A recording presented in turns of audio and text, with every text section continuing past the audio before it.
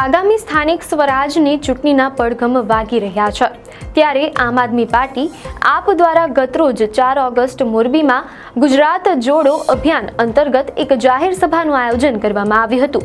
આ સભામાં આપના પ્રદેશ પ્રમુખ ઈશુદાન ગઢવીના પ્રવચન દરમિયાન એક યુવાને પ્રશ્ન પૂછવા બદલ એક વ્યક્તિ દ્વારા લાફો મારવામાં આવ્યો હતો, જેને લઈ સભામાં ભારે હોબાળો થયો હતો। આ ઘટનાનો વિડીયો સોશિયલ મીડિયામાં વાયરલ થતા વિવાદ વધુ ઘેરો બન્યો છે। ઈશુદાન ગઢવી જ્યારે સભાને સંબોધી રહ્યા હતા ત્યારે એક સ્થાનિક યુવાન દિલ્હીમાં આપ સરકાર અંગે પ્રશ્ન પૂછવા માટે સ્ટેજ પાસે પહોંચ્યો હતો। યુવાને માઇક પર દિલ્હીમાં આપનું શાસન અને યમુના નદી અંગે પ્રશ્ન પૂછવાનો પ્રયાસ કર્યો હતો। જો કે આ દરમિયાન એક વ્યક્તિએ યુવાન પાસેથી માઇક આંચકી લીધું અને તેને જાહેરમાં લાફો મારી દીધો। આ ઘટનાથી સભામાં તણાવ સર્જાયો હતો।